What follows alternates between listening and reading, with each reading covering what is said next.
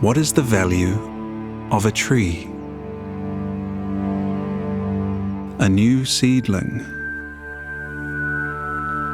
a fern, fungi, soil, a bird, an insect. Now, consider the value of them all combined.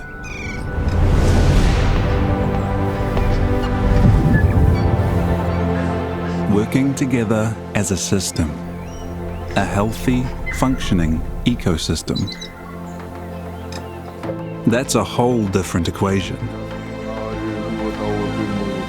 The answer is much more than the sum of its parts.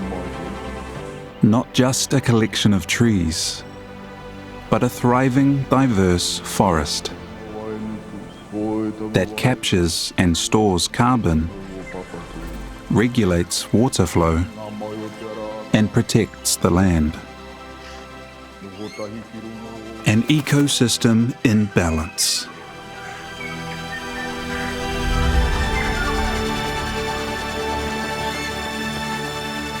So why, as we plant more trees for carbon, are we doing it like this?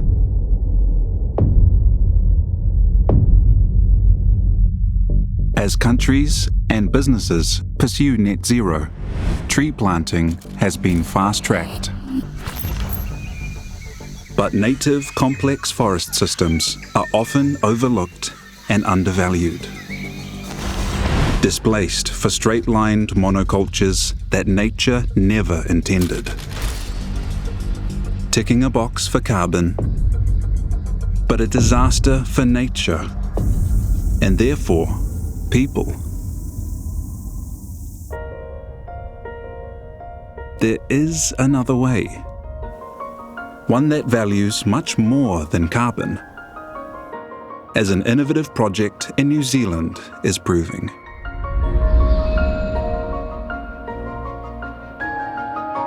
Tahi is an 800-acre eco-reserve on the Northland coast, and for the last 2 decades, the site of a major restoration project. When we first saw the land, it was totally degraded. There was just over 200 acres of standing forest, but there was no undergrowth. It was completely barren. It was a silent forest. It was a dying forest. With forests around the world disappearing at an alarming rate and global biodiversity plummeting, the plan at Tahi was to restore the native landscape using a whole ecosystem approach, and to scientifically record progress every step of the way. Susan's father, Dr. John Craig, is a renowned ecologist celebrated for his work on natural restoration. He knew it would take a lot more than tree planting, and that the answer was to bring back the architects of a native New Zealand forest. The key pollinators and seed dispersers, birds. What did they need to thrive? Very much like us, it's about food, it's about water, and it's about security. Because of the unique challenges faced by New Zealand wildlife, providing security for the species that should be there is only possible if you remove the ones that shouldn't. New Zealand wildlife didn't evolve with mammalian predators. They don't have the ability to cope with them. So when they were introduced by settlers, our wildlife was heavily predated, particularly by stoats and weasels. Stoats in particular have a really high prey drive, basically anything that's moving. So any birds, invertebrates, lizards, even go into nests and eat eggs. So in order to have all the wonderful birds and lizards and insects that belong here, we have to take out the pests. Controlling invasive species is the foundation for everything else, and with a rigorous program in place, the team could turn their attention to Tahi's many different habitats. They restored the dunes along the coast. They restored 20 natural wetlands. These are partridges. Yes, I've seen them. There's 3 or 4 over there too. New Zealand's rarest duck. And while the existing forest was now protected, the land was so severely degraded, they needed a planting program to help it recover. What you plant and how you plant it really matters. You have to start with the structure of the forest. Different tree species have different root systems, different growth rates, and rather than relying on a few fast-growing species, the job at Tahi was to reconstruct a whole forest, with all its vital layers, from the ground up. You need those big canopy trees, the slow-growing carbon-dense giants. They dictate the structure and the climate of the whole forest. Then you need the biodiversity-rich trees that rest beneath them. Importantly, this mix of species provides the food and shelter for a variety of birds and invertebrates throughout the whole year. You've got to put a whole ecosystem together to get everything to come and participate. And what we found here is that you create a habitat and a bird arrives. We started with 20 species. We've now got over 70. That's more bird species than are found in most of New Zealand's national parks. With the birds back and doing the job they evolved to do, the forest is now naturally regenerating. The whole system is alive once again. We've planted almost 500,000 trees, but we have more than 8 million seedlings, which shows that it's the birds that are really doing the work. In just 2 decades, the transformation has been remarkable. Tahi is unrecognisable, full of restored places and treasured native species. I'd only be guessing that it is one of the more senior Kauri in this area, and has stood here since the time of my ancestors. A very special tree. The guardian of all that you see below us. The Kauri tree is one of New Zealand's mightiest and most threatened trees.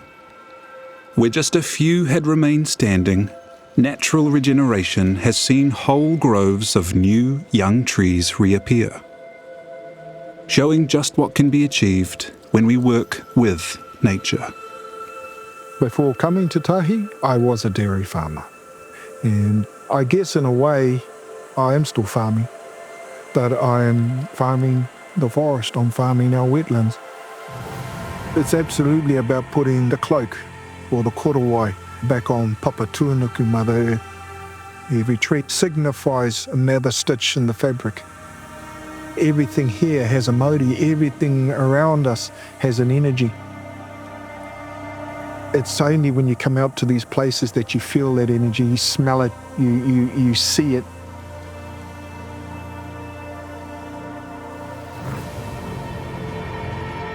This is our living planet.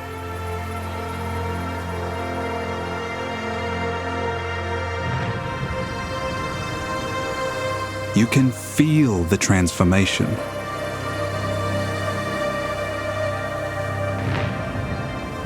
You can clearly see the transformation.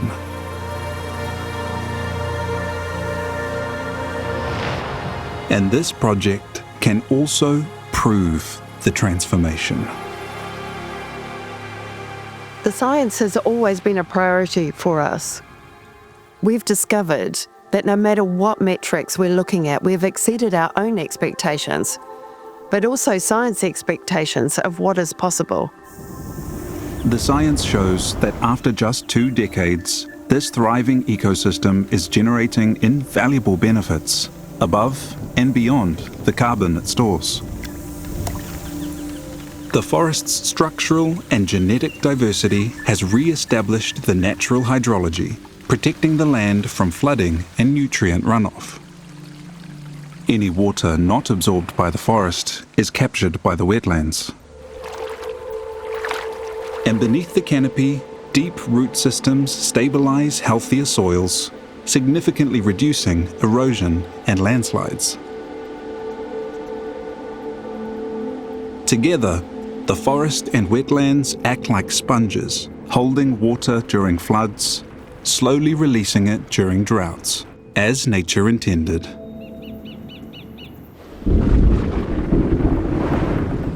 New Zealand, like many places around the world, is increasingly buffeted by severe weather events. But Tahi's healthy, intact ecosystems mean the land is able to withstand climatic extremes. By generating such detailed scientific data, this project could inform regeneration efforts across New Zealand and globally, and that could be game-changing. Given Tahi's results in such a short amount of time, my hope is that it will provide inspiration for others around the planet to do similar things. People can learn from this science-based, positive, can-do attitude. This totally degraded land has become a rich ecosystem that is providing all the services that nature can provide, if it's allowed to do so. Importantly, the science shows that this kind of restoration also delivers on carbon.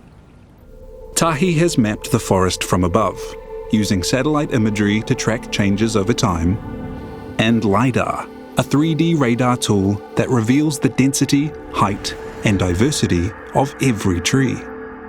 The true complexity of the forest can now be seen, and its carbon storage measured with unprecedented accuracy.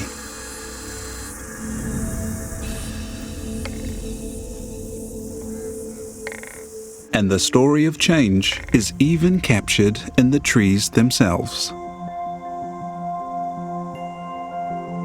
And there's the rings. Boy.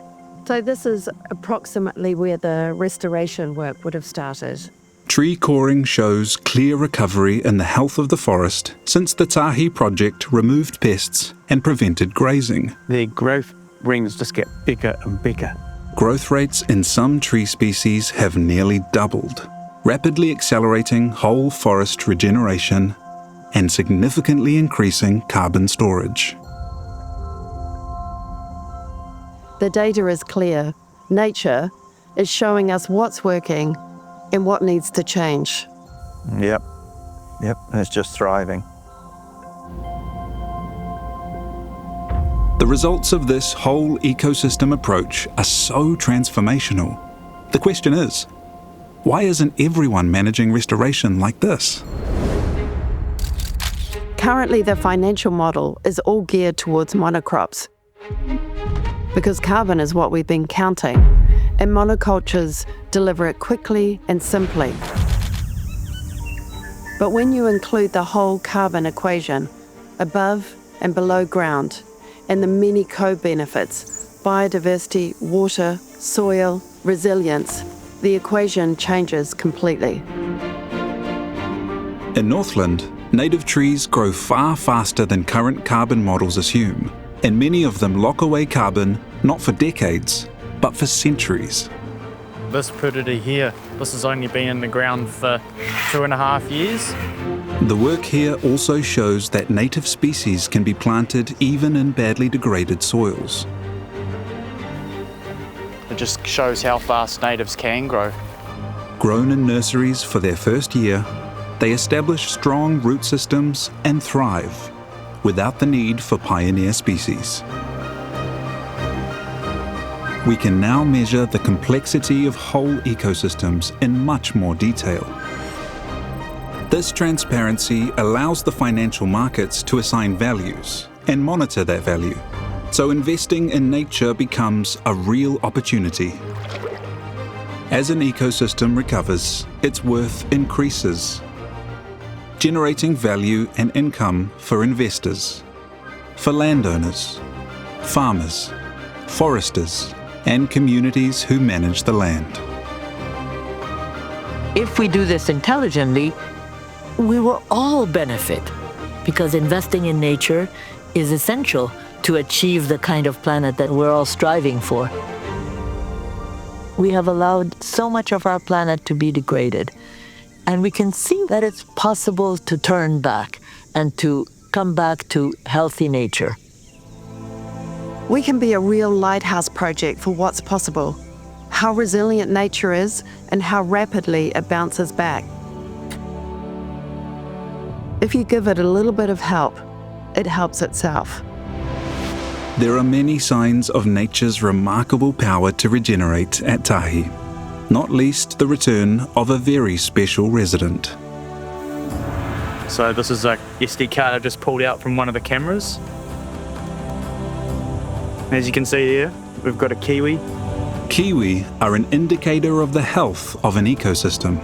Until the restoration work at Tahi, they had been regionally extinct for decades.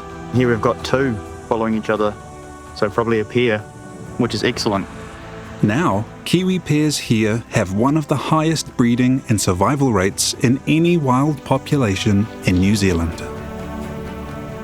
The return of the kiwi signals what nature can do when we restore complexity and let ecosystems recover.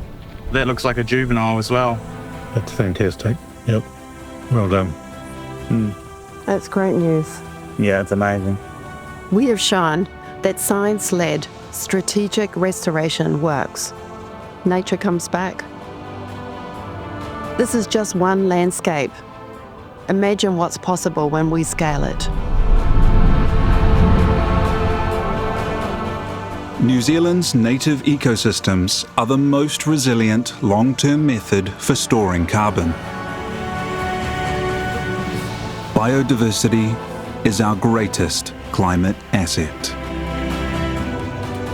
Now imagine a New Zealand built on the true value of nature, where restoring ecosystems is also how we finance our future. That's the hope and the opportunity before us. The value of a forest is abundance of life, and the more forest we create, the more life we bring back.